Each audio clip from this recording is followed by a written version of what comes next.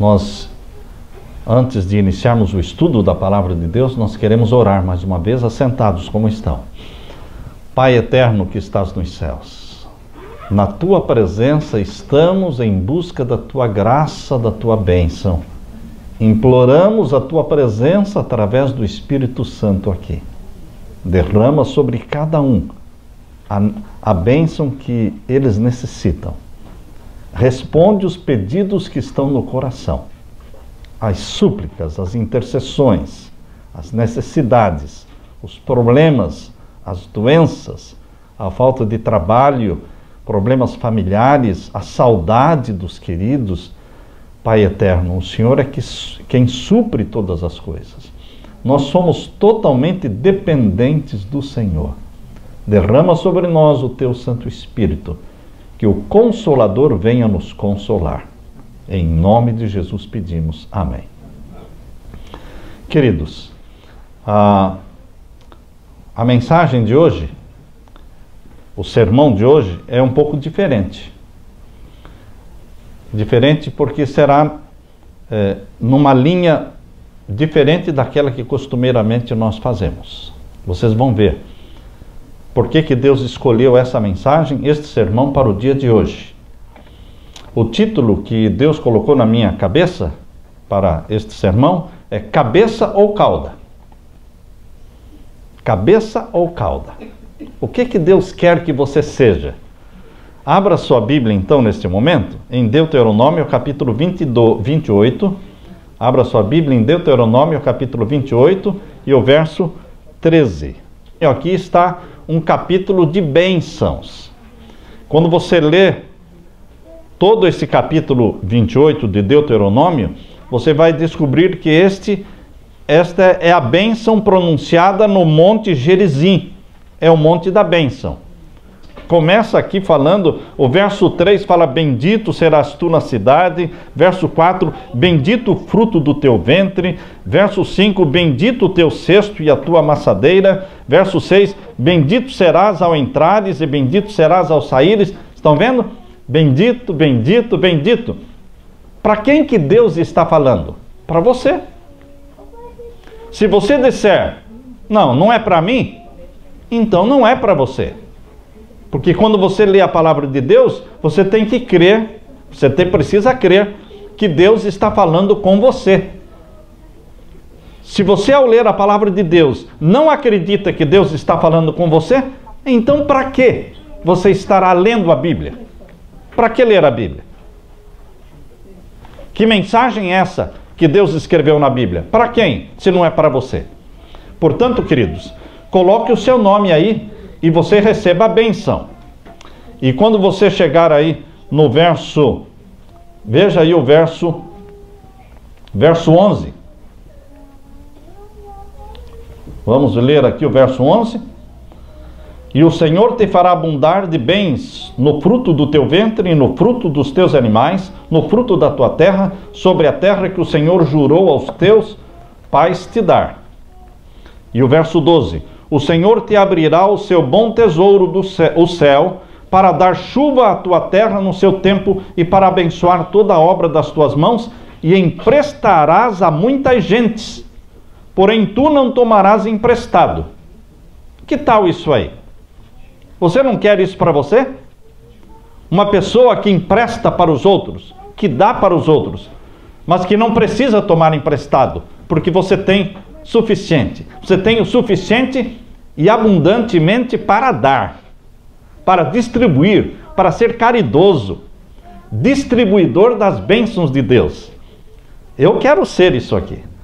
Eu quero que esta bênção aqui, do capítulo 28 e o verso 12, se cumpra na minha vida. Você também quer? Agora veja o verso 13. E o Senhor te porá por cabeça, e não por cauda. O que é ser cauda? É andar em último. É ser, não é? Estar atrasado na vida. E o que é ser por cabeça? É estar na frente, sendo abençoado, dando, sendo misericordioso, caridoso. Queridos, O Senhor te porá por cabeça e não por cauda, e estarás só em cima. Você andará por cima, nas alturas da terra, como a boca do Senhor Jeová falou. Só estarás em cima e não debaixo.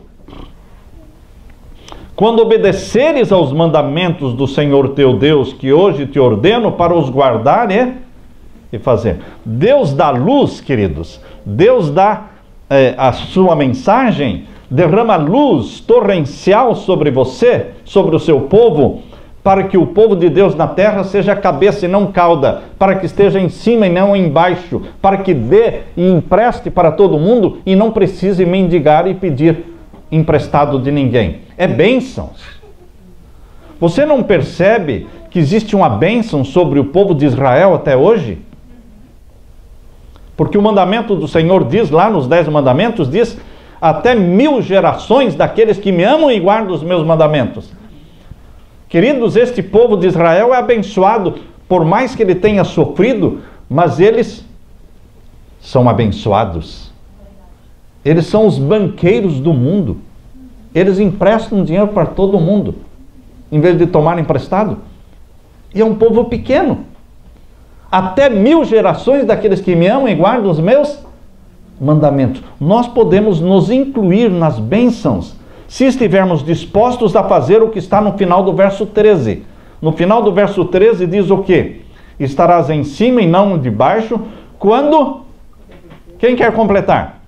Quando obedeceres aos mandamentos do Senhor teu Deus. O mundo hoje não quer obediência.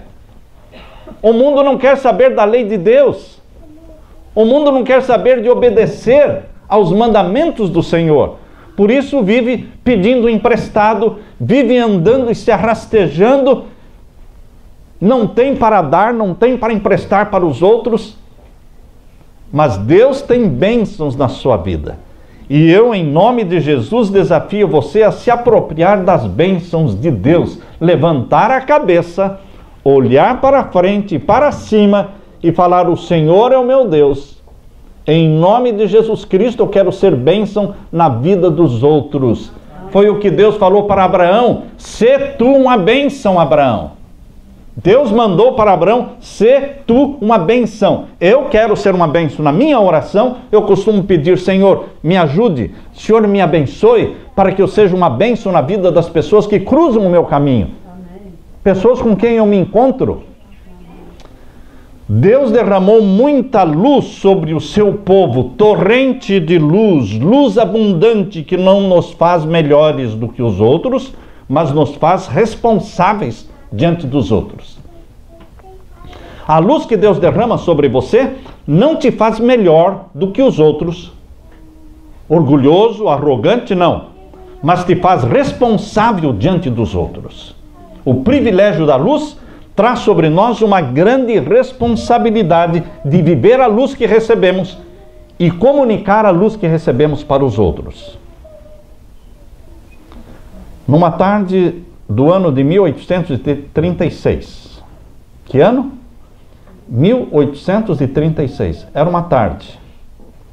3 meninos estavam voltando da escola. Uma delas tinha 9 anos. Ela estava com a sua irmã gêmea. E uma amiga. Então as 3, as 2 irmãs gêmeas e a amiguinha estavam voltando da escola para casa. E uma outra colega de 13 anos, ou seja, mais velha, corria atrás delas, xingando, gritando e brava, e pegou uma pedra e jogou nelas.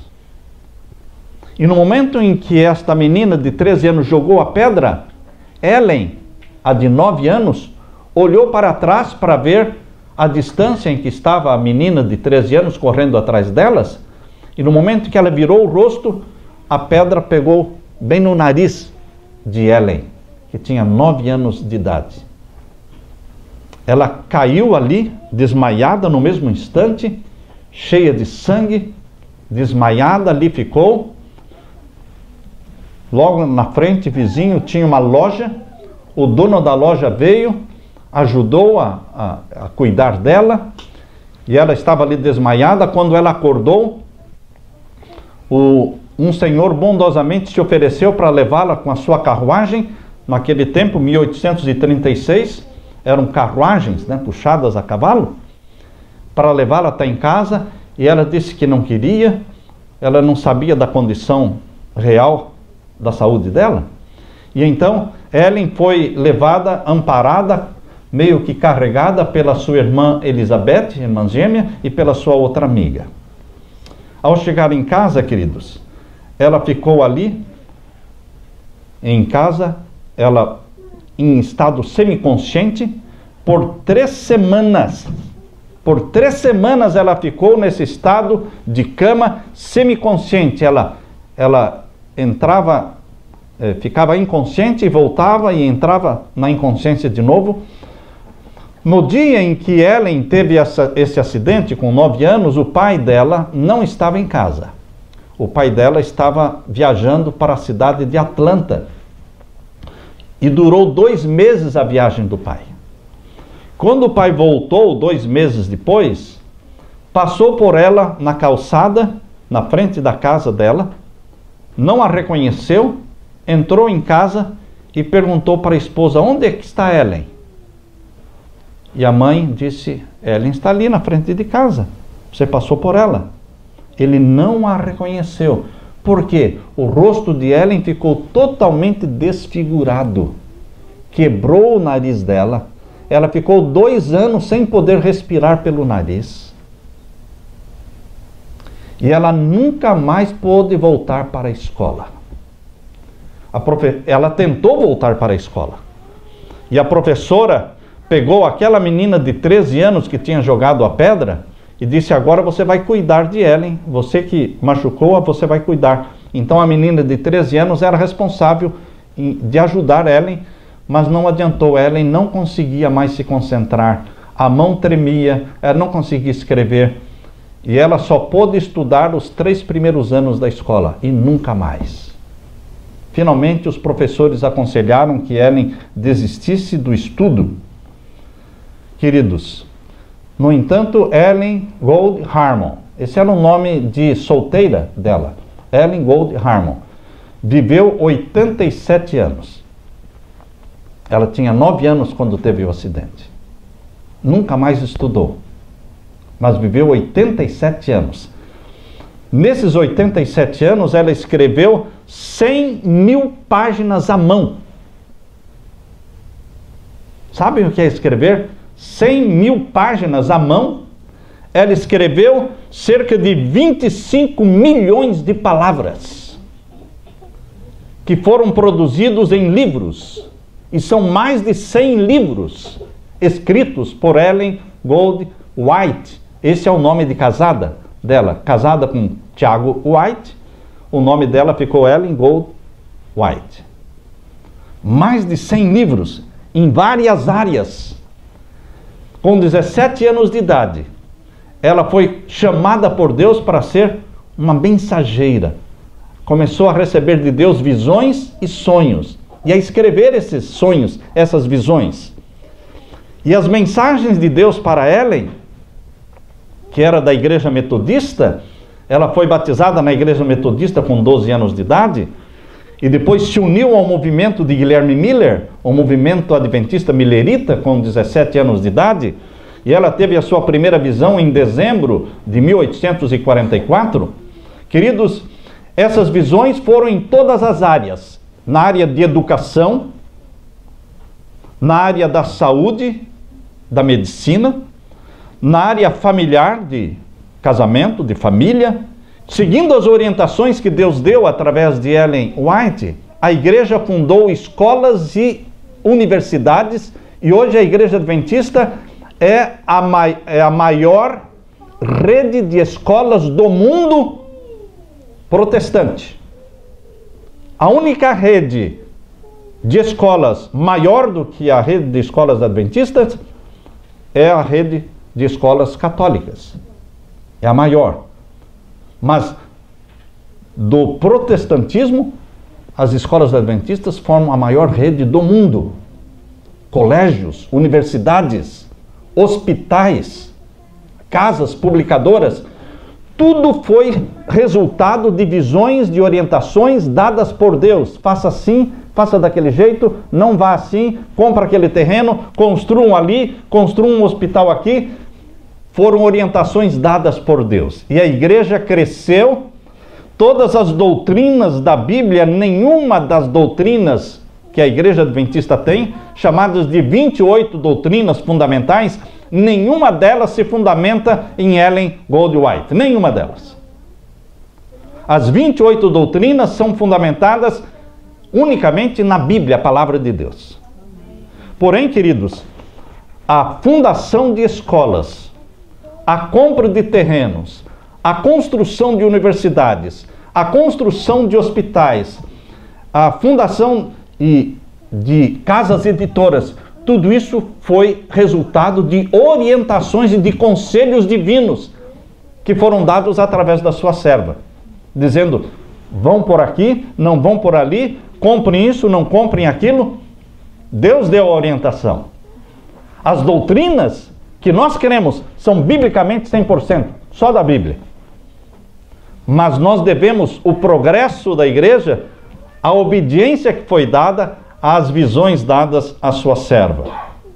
Na área da saúde, queridos, na área da saúde existem livros, o livro Ciência do Bom Viver, que é chamado de o clássico na área da saúde.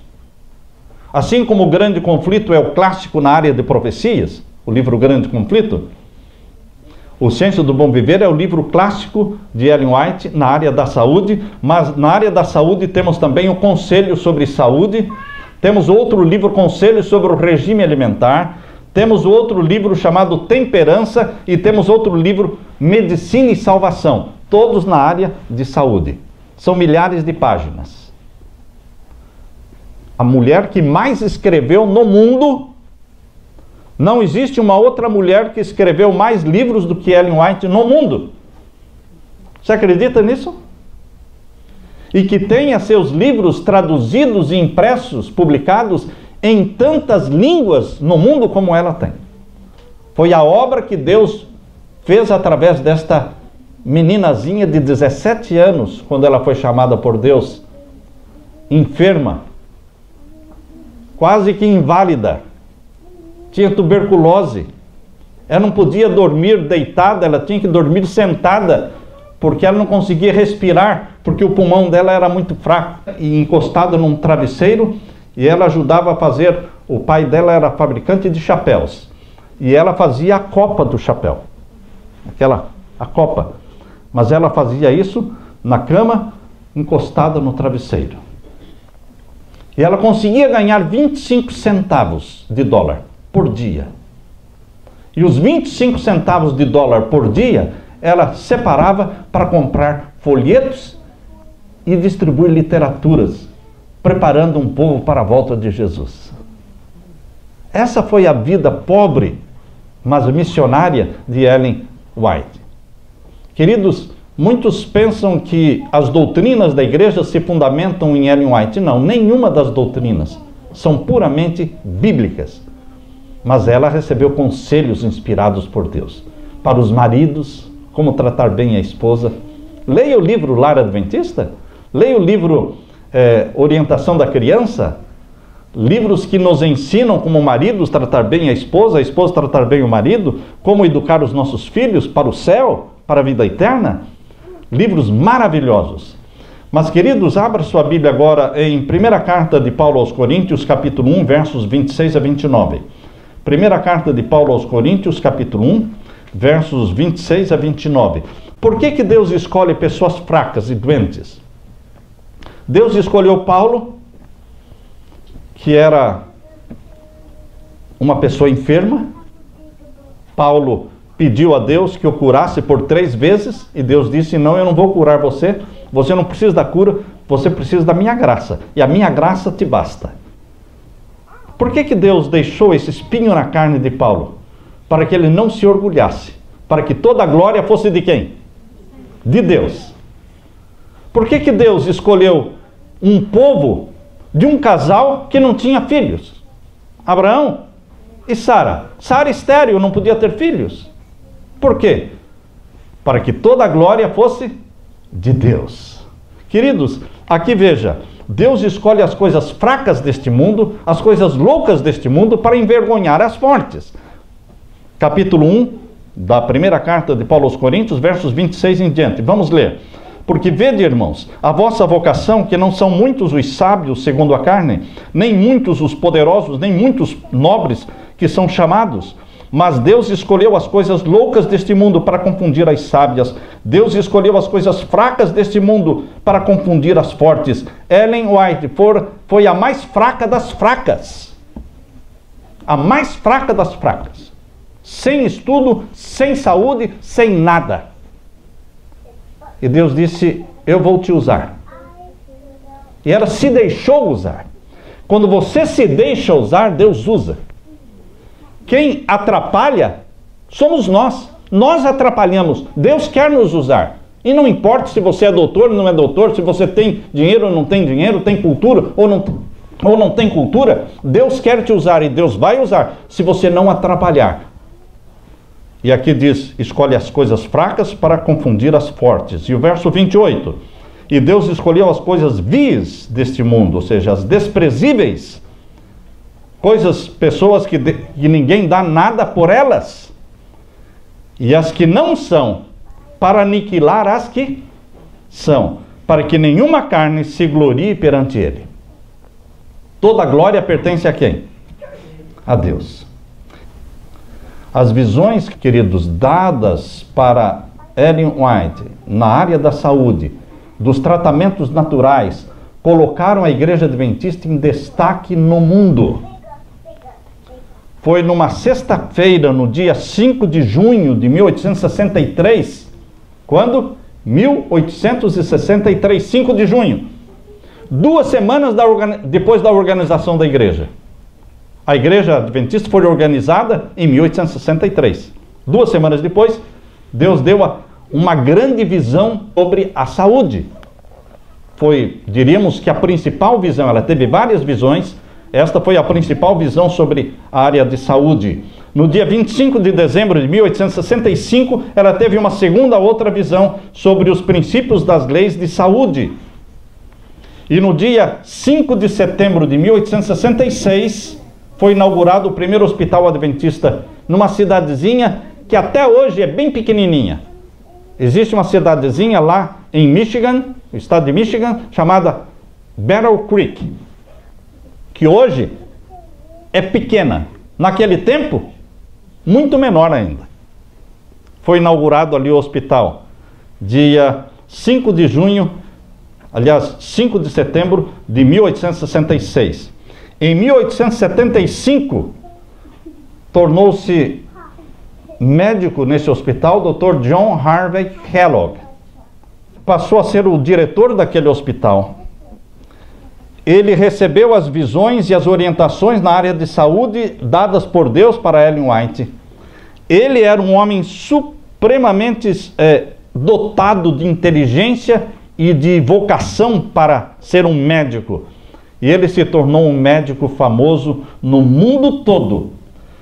Tão grande era a fama que Kellogg, quando foi construído o Titanic, aquele navio que foi construído em 1912, ele foi convidado para preparar as máquinas de exercício físico do Titanic. Queridos, Kellogg, como diretor do Hospital Adventista de Battle Creek, recebeu ali, durante a sua vida, ele fez 22.000 cirurgias. E o Hospital Adventista de Battle Creek recebeu pessoas do mundo todo.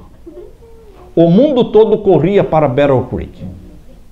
Todo mundo perguntava, o que é uma cidadezinha dessa perdida lá no interior, no anonimato? Por que o mundo todo está correndo para lá? Porque existia ali o quê?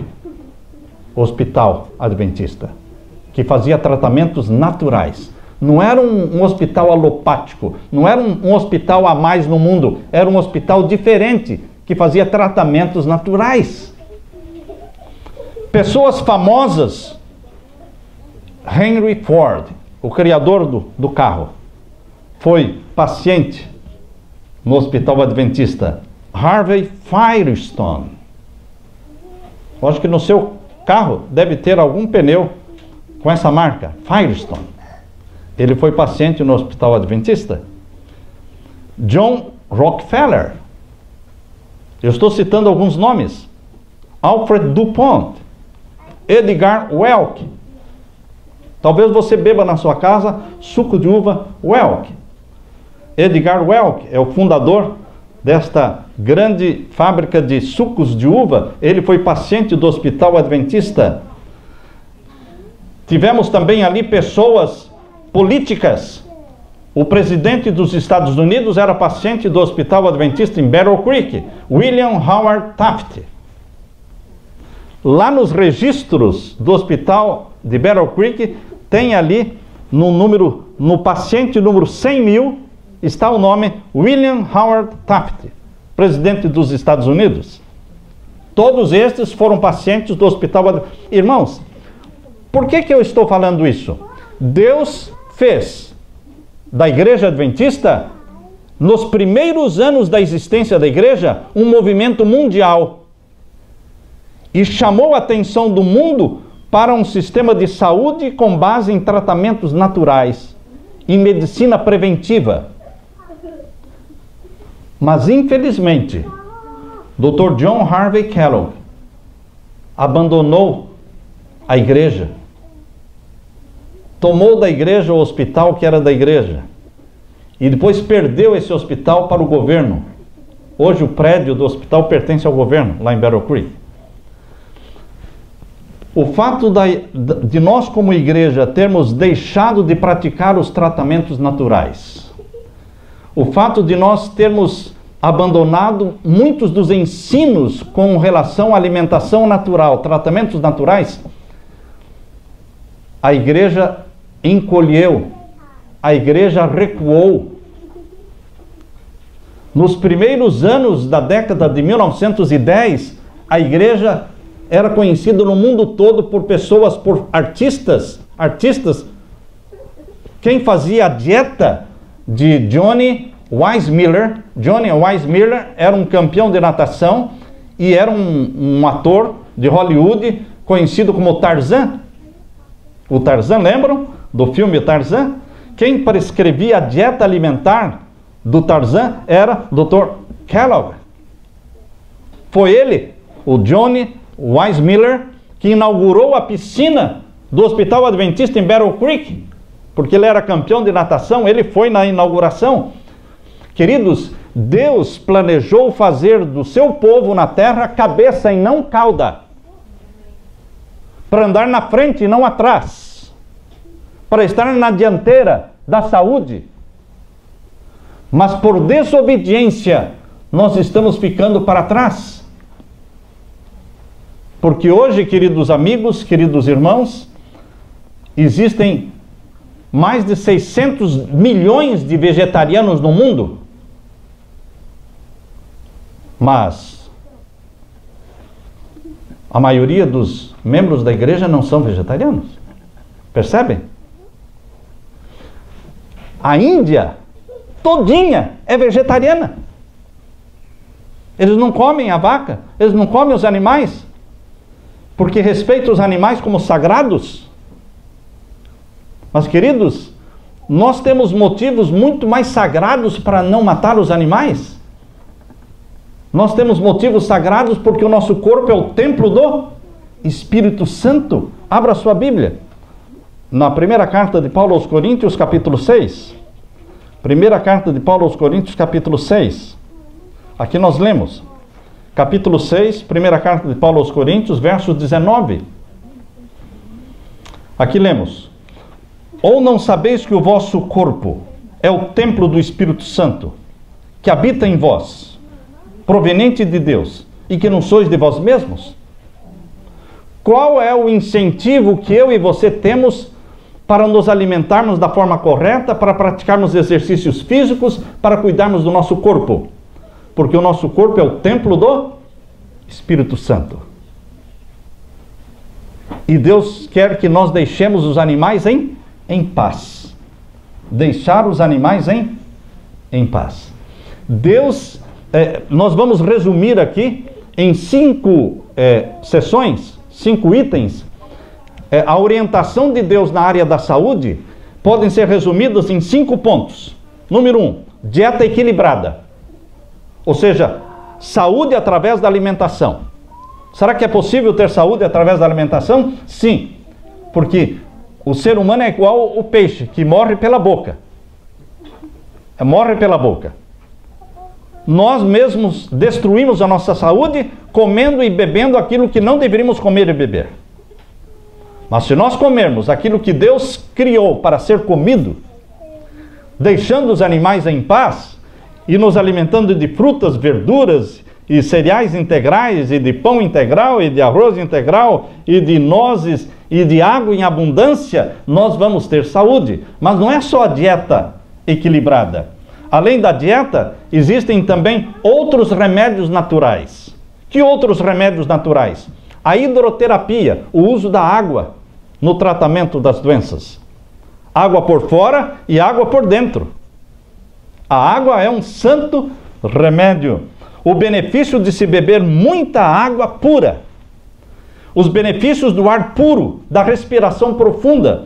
Os benefícios da luz solar. O benefício do repouso diário, cada noite, 8 horas. Lembrem-se, o repouso inclui 8 horas por noite e 24 horas no sábado.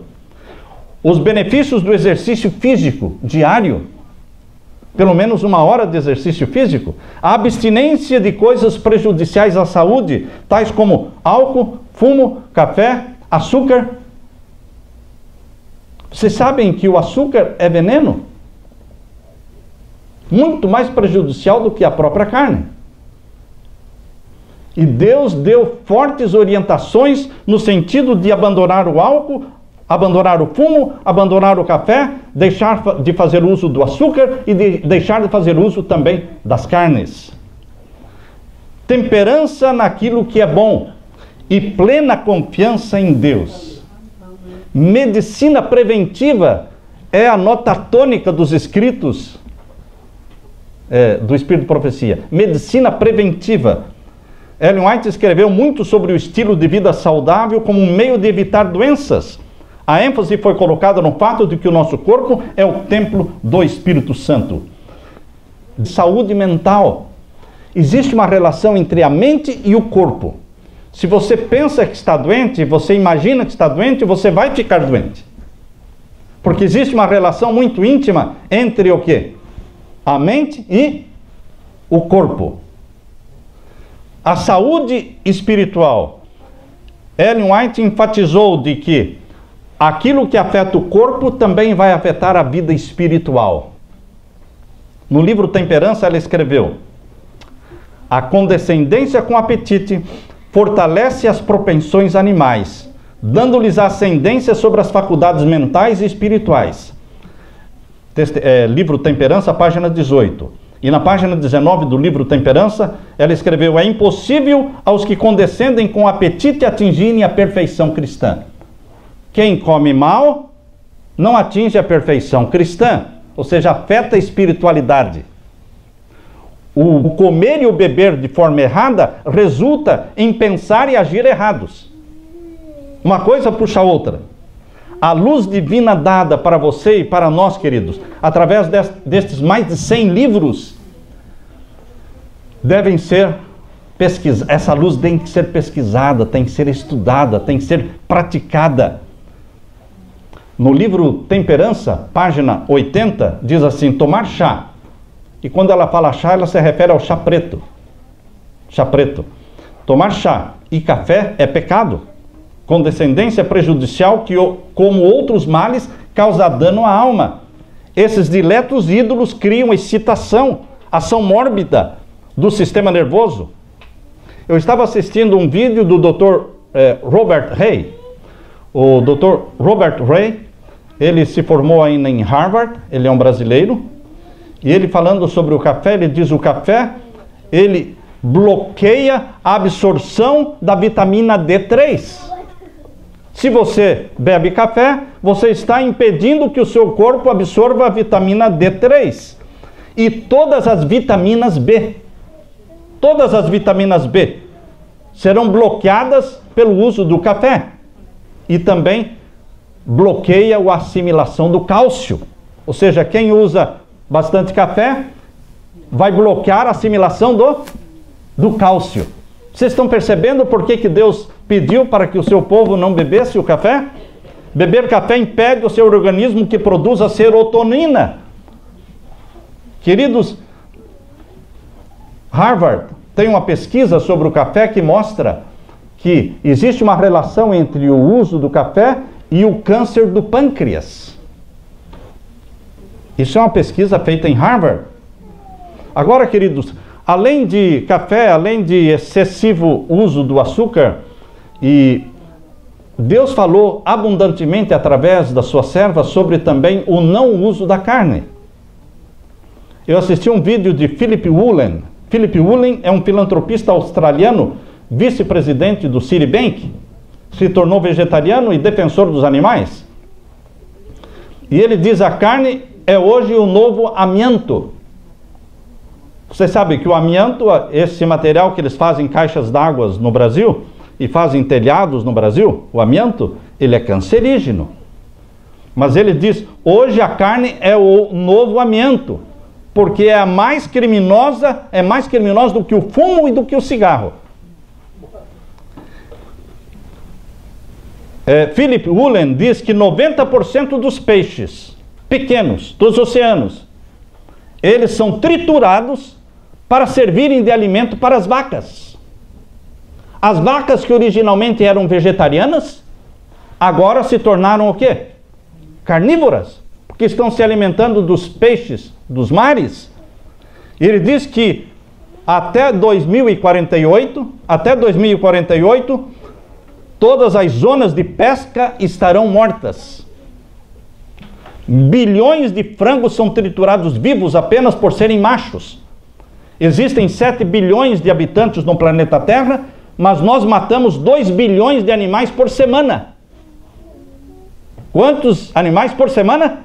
2 bilhões de animais são mortos por semana para alimentar 7 bilhões de habitantes. Você sabia que existem 600 milhões de vegetarianos no mundo? Por que não fazermos parte deste quadro, deste número de 600 milhões?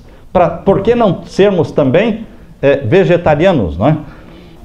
A carne mata os animais, a carne mata as pessoas, Philip Woolen está falando, e a carne mata a nossa economia. Vocês sabem que para produzir 1 quilo de carne, nós precisamos de 50 mil litros de água? Eu vou parar um pouco aqui para você digerir isso aí. Nós sabemos que hoje muitos podem estar fazendo guerra por causa do petróleo, mas vai chegar um momento em que as guerras vão ser por causa de água. Porque os aquíferos, os reservatórios de águas estão se secando. A água está sumindo. E queridos, eles gastam 50 mil litros de água para produzir 1 quilo de carne. Não compensa. Não compensa. Atualmente 1 bilhão de pessoas estão passando fome e 20 milhões irão morrer por falta de alimento. Você sabia que se diminuíssemos o consumo da carne em 10%, se diminuíssemos o consumo da carne em quanto? Em 10%, nós poderíamos alimentar 100 milhões de pessoas? Existem emissões de gases de efeito estufa provenientes do gado. E são 50% superiores dos gases de efeito estufa emitidos por transporte, por aviões, por trens, caminhões, carros e barcos. Então os animais, eles produzem 50% mais de emissões de gases de efeito estufa. Os países pobres vendem seus grãos para os países mais ricos, enquanto as suas crianças estão morrendo de fome. E os países mais ricos compram esses grãos e dão para o gado. Cada pedaço de carne que nós comemos é uma bofetada na face manchada de lágrimas de uma criança que tem fome. Pense, quando você pegar assim um pedaço de carne, pense que ali está 50 mil litros de água para produzir aquele pedaço de carne que você vai comer. Não vale a pena. Philip Woolen diz que a carne pode ser comparada à moedinha de 1 e 2 centos. Você pega essa moedinha de 1 cento, 2 centos, ou seja, ela não vale aquilo que gastaram para fabricá-la. A carne que se come não vale aquilo que foi gasto para produzi-la. A carne causa uma grande quantidade de cânceres e de doenças cardíacas. Será que alguém pode enumerar alguma doença produzida pela dieta vegetariana? Não tem. Portanto, queridos, o desafio de Deus hoje para o seu povo na terra é para viver e praticar a luz abundante que foi dada. Amém. Deus deu luz abundante para o seu povo, para ser cabeça e não cauda. A palavra de Deus diz no segundo livro de Crônicas, capítulo 20, verso 20: crede em vosso Deus e estareis seguros. Crede nos seus profetas e sereis prosperados. Que Deus dê para você a bênção de viver, praticar essa luz abundante e iluminar o mundo para que tenha saúde. E preparar um povo para a volta de Jesus. Porque o nosso corpo é o templo do Espírito Santo. O Espírito Santo quer viver em você e usá-lo poderosamente nas mãos de Deus. Fique com a bênção e a graça de meu Senhor Jesus. Amém? Amém.